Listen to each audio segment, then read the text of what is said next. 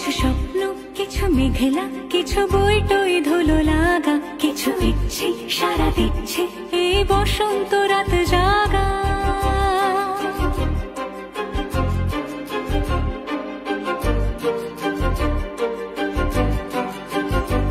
মম চিত্তে পাশ ফিরতে আজ পলাশ ফুলের কাব্য, নিতে নিতে ফুল ছিঁড়তে শুধু তোমার কথাই ভাববো।